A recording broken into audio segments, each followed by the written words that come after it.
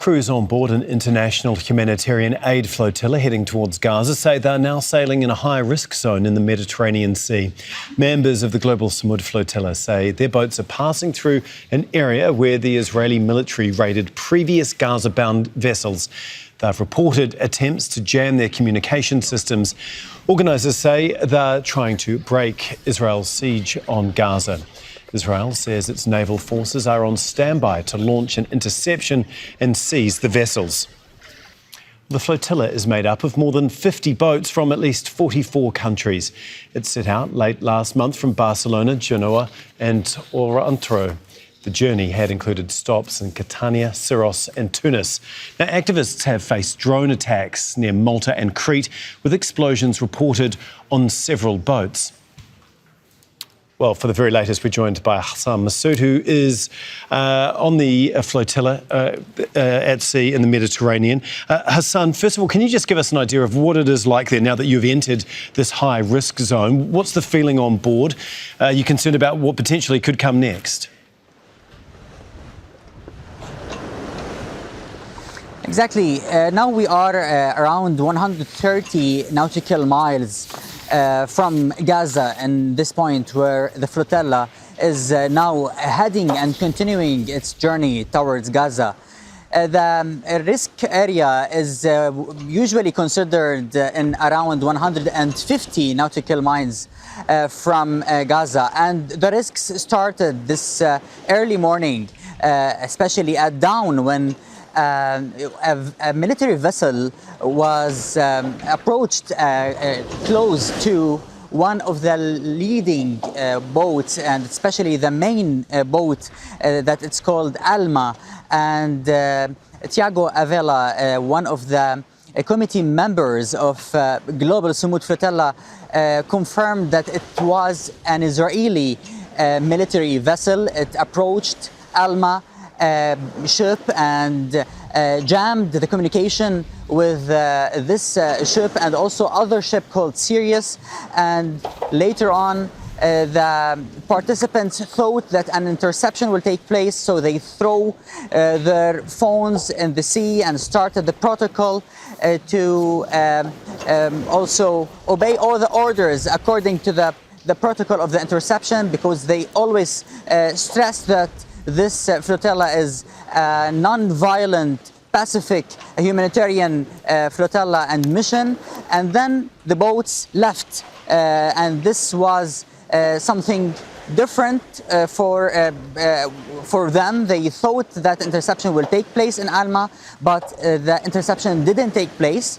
And at the same time, a warship appeared behind the flotilla. It was the Italian warship that a few hours later than when the organizers of Global Sumud Flotilla refused an attempt and a suggestion from the Prime Minister of Italy asking them to join this warship that was accompanying the flotilla and don't enter to the risk area that is 150 nautical miles from Gaza. But they refused, and they said that they are in a humanitarian mission, that they must continue their mission to break the siege and create a humanitarian corridor towards Gaza. And this what they did after they discovered that the military ships that the committee member Tiago Avila said that it's Israeli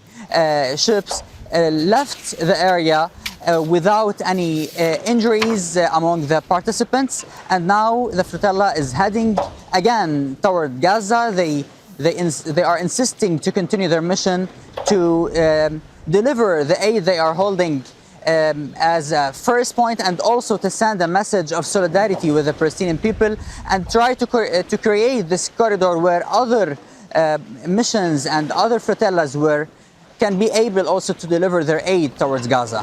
Thanks so much, Hassan. No doubt we will be talking to you throughout the coming hours to keep an eye very closely on developments there. Hassan Massoud for us, part of the Gaza Aid Flotilla on its way to Gaza. Well, for more on this, we're joined by Saif Abu Kishik, who is a spokesperson for the Global Sumud Flotilla. He joins us from Athens. How concerned are you, first of all, now that the flotilla has entered the high-risk zone? What precautions and plans have you got in place right now?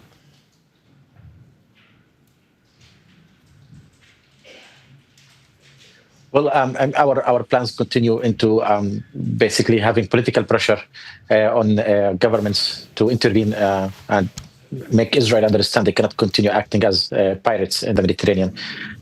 We have to be very clear what Israel is doing is violation of international law, it's violation of maritime laws, compared to what Flotilla is doing, which is a humanitarian mission with international activists and politicians, parliamentarians, medics, journalists, and day-to-day people who are going through the Mediterranean with the aim to open a humanitarian corridor in genocide and in the blockade.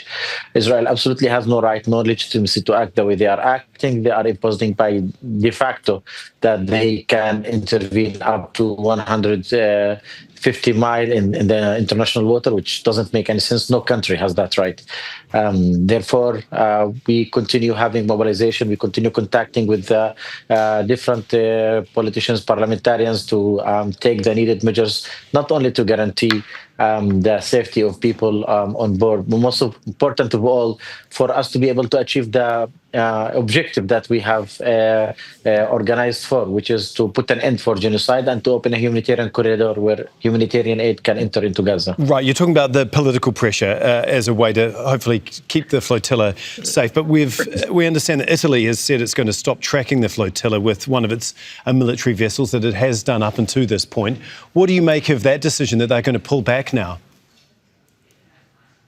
Well, I mean, at the beginning, when Italy announced that they were going to send a ship, we were positively surprised because, of course, when you look at the positions and declarations that normally comes from Italy when it comes to Israel and its crimes, they are complicit. And they kind of created hope that they have finally decided to act and to stand on the right side of history. However, yesterday we were surprised to see that communication of them offering option for people who want to leave the boats and go to shore. We came to realize that this is the actual role that the Italian government tried to play, which is to sabotage the intent of civilians and to influence their opinion. People who are on boats, they are there by choice. Nobody is forcing people to act. It's much more dangerous for us to stay silent and continue being complicit than for us to take the Mediterranean and try to arrive to Gaza. And that's why people are mobilizing on boats. That's why people are mobilizing on land. So this nature of complicity that the Italian government is carrying on, not only them, but also many other governments, is the reason why Israel is able to do that, why Israel is able to enter into international water, commit crimes, continue their genocide in Gaza, starving the Palestinian civil society, the Palestinian population, as a weapon in this genocide that they are carrying for the past 22 months. So now we can see the true colors of the Italian government. Okay, thank you so much for all of that. No doubt we will be keeping, like yourself, a very close eye on this flotilla as it gets closer to Gaza. That is Saif Abu Kishik for us in Athens. Thank you. Don't miss out. Get the full picture. Subscribe to Al Jazeera for reliable news, expert insight. Like, share, stay ahead.